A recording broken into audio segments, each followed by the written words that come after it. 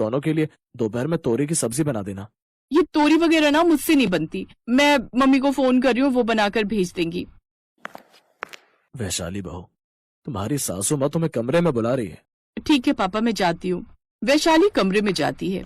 उसकी सास की तबीयत सच में ठीक नहीं थी। वैशाली बहू, एक काम करो, तुम सब्जियां रहने दो। तुम्हारे ससुर जी और मैं दूध में ब्रेड डालकर खा लेंगे। तुम्हें परेशान होने की जरूरत नहीं है। मैं जानती हूँ तुम खाना नहीं बना पाती, इसलिए मेरी वजह से बिल्कुल परेशान मत हो, हम एडजस्ट कर लेंगे। हाँ, तुम अपने लिए और विनोद के लिए देख लो क्या बनाना है, या फिर बाजार से कुछ मंगवा लो। उसकी आप टेंशन मत लो, मैं मम्मी को भी फोन मिला देती हूँ, वो कुछ दिन तक खाना भिजवा देंगी जब तक आप ठीक नहीं हो जाते।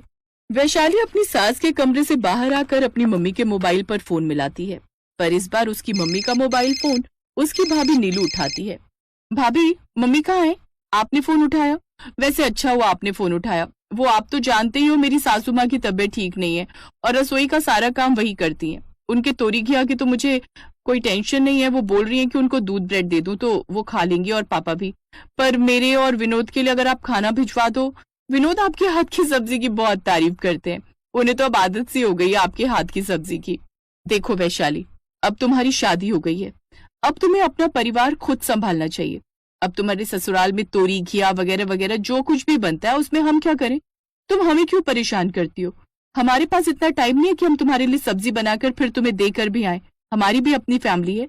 तुम्हारे भैया इस बात के लिए बोलते नहीं है, पर कहीं ना कहीं उन्हें भी तो तकलीफ होती है। हर समय उन्हें भेजती रहती हो तुम्हारे घर सब्जी देने के लिए। थोड़ी तो समझदार बनो वैशाली। अब तुम शादीशुदा हो, इस तरह से बच्चों से हरकत मत किया करो। हम भी तो तोरी घिया खाते हैं, हम तो नखरे नहीं करते। मैं बार बार सब्जी नहीं भेज सकती। 4 लोग हैं हम परिवार के, हमें ही सब्जी थोड़ी पड़ जाती है। नीलू लगातार वैशाली को ताने सुना रही थी और वैशाली की आंखों से आंसू गिर रहे थे। वैशाली थोड़ी देर के लिए बहुत शर्मिंदगी महसूस कर रही थी। तभी उसकी सास फिर से आवाज लगाती है। फोन कट जाता है। उसके थोड़ी देर बाद ही वैशाली की मम्मी के फोन बजने शुरू हो जाते हैं, पर वैशाली फोन नहीं उठाती।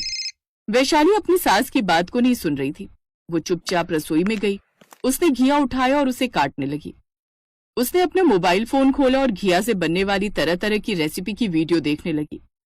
उसे पहली बार महसूस हुआ कि घिया से हम खाली सब्जी के अलावा और भी बहुत कुछ बना सकते हैं, जैसे घिया के कोफ्ते, घिया का हलवा, घिया का भरता। कुछ देर बाद वैशाली ने पहली बार हिम्मत करके अपने और विनोद के लिए घिया के पकौड़े बनाए और अपने सास ससुर के लिए घिया की ग्रेवी वाली सब्जी बनाई। जोश जोश में वीडियोस देखकर वैशाली ने उस दिन पहली बार बहुत ही टेस्टी घिया की ही 2-3 चीजें बना ली। ये अचानक से तुम्हें क्या हो गया वैशाली? तुमने तो अनुभवी कुक की तरह इतना बढ़िया खाना बना लिया, वो भी घिया का। ऐसा क्या हुआ, तुम्हारा चेहरा भी उतरा हुआ है, पर खाना भी बहुत टेस्टी बना है। बात कुछ मिक्स नहीं हो रही। विनोद, तुम्हें आम खाने से मतलब है या फिर गुठलियां गिरने से? तुम्हें यही था ना कि मैं खाना बनाऊं। अब तुम टेंशन मत लो। आज के बाद इस घर में तोरी घिया बनेगा, पर अलग अलग तरह से। अब मैं खुद खाना बनाऊंगी, किसी से कुछ मांगूंगी नहीं। कोई समझे या ना समझे, वैशाली की सास उसकी इस बात को समझ गई थी कि वैशाली की भाभी ने उसे जरूर कुछ ऐसा कहा है जिससे उसके मन को बहुत ठेस पहुंची है। वैशाली की मम्मी मिलने आती हैं। उन्हें बुरा लगा था कि नीलू ने उनकी बेटी से इतना कुछ कह दिया। वैशाली, तू क्यों अपनी भाभी की बात का बुरा मान रही है? मम्मी, मैंने उनकी बात का बुरा नहीं माना। कहीं ना कहीं उनकी बातों ने मुझे सही राह दिखा दी और मैं बहुत खुश हूँ। देखो ना, मैंने आज घिया का हलवा बनाया है, खाकर बताओ कैसा बना है। बहन जी, वैशाली बहुत समझदार है। मुझे गर्व है कि ये मेरे घर की बहू है। बिल्कुल सही, मुझे भी गर्व है कि वैशाली मेरी बेटी है। घिया का हलवा बहुत टेस्टी बना है। अपनी सास और अपनी मम्मी की बातें सुनकर वैशाली के चेहरे पर भी मुस्कान आ जाती है।